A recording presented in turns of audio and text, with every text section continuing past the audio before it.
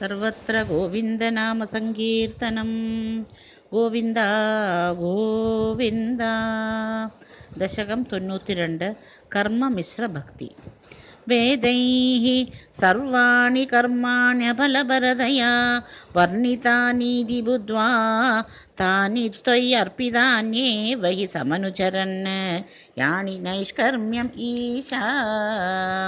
മാ ഭൂദ്വേദൈർനിഷിദ്ധേ കുഹചിദപി മനഃ കർമ്മവാചാം പ്രവൃത്തിർദുർവർജ്യം ചേദവാപ്തം തദപി ഖലു ഭവത്യർപ്പയേ ചിത്പ്രകാശേ.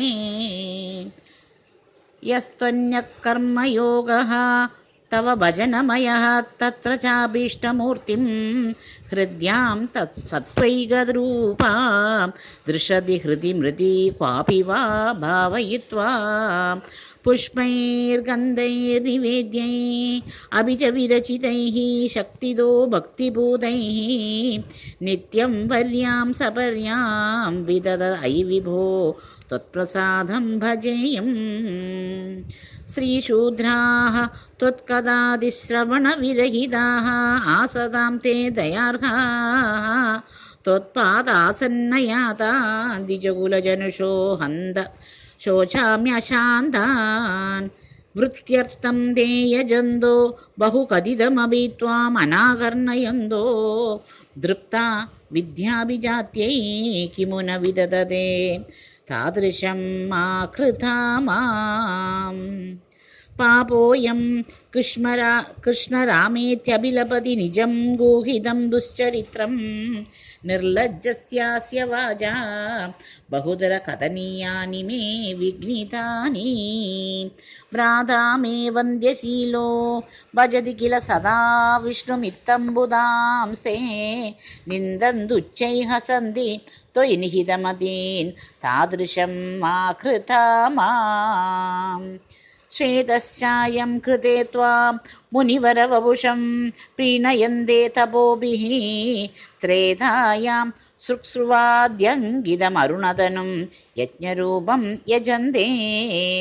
സേവന്തേ തന്ത്രമാർഗൈഃ വിലസത് അരിഗതം ദ്വാപരേ ശ്യാമളാംഗം നീലം സങ്കീർത്തനാദ്യൈഃ ഇഹ കലിസമയേ മാനുഷാ ത്വാം ഭജന്തേ. സോയം കാലീയകാലോ ജയതി മുരരിവോ യത്ര സങ്കീർത്തനാദ്യൈഃ നിർയത്നൈരേവ മാർഗൈ അഖിലഥാ ന ചിരാത് ത്വത്പ്രസാദം ഭജന്തേ. ജാതാ ത്രേധാ കൃതാദൗ അഭിഃ കില കലൗ സംഭവം കാമയന്തേ ദൈവാ തത്രൈവ ജാതാൻ വിഷയവിഷരസൈഃ മാ വിഭോ വഞ്ചയാസ്മാൻ. ഭക്താസ്താവത് കലോസുർദ്രമിളഭുവി തതോ ഭൂരിശത്തത്ര ചോച്ചൈഃ കാവേരീം താമ്രവർണീം അനുകില കൃതമാലാം ച പുണ്യാം പ്രതീചിം. ഹാ മാമപ്യേതദ് അന്തർഭവമപി ച വിഭോ കിഞ്ചിത് അഞ്ജസം ത്വയി ആശാപാശയ നിബധ്യ ഭ്രമയന ഭഗവन् പൂരയസ്ത്വന്നിഷേവാം. ദൃഷ്ട്വാ ധർമ്മദ്രുഹം തം കലിം അപകരുണം പ്രാങ്മഹീഷിത് പരീക്ഷിത് ഹന്തും വ്യാകൃഷ്ടഖഡ്ഗോ ന വിനിഹിതവാൻ സാരവേദി ഗുണാംശാത് ത്വസേവാദ്യാശു സിദ്ധേത് അസദ് ഇഹ ന തദാ ത്വത്പരേ ചൈഷ ഭീരുഃ യത്തു പ്രാഗൈവ രോഗാദിഭിരപഹരതേ തത്ര ശിക്ഷൈനം.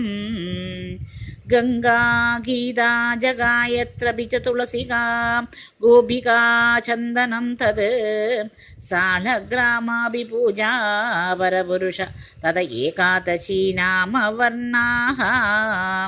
ഏതാന്യഷ്ടാപ്യയത്നാന്യൈ കലിസമയേ ത്വത്പ്രസാദ പ്രവൃദ്ധ്യാ ക്ഷിപ്രം മുക്തിപ്രദാനീത്യഭിദദു ഋഷയഃ തേഷു മാം സജ്ജയേതാഃ.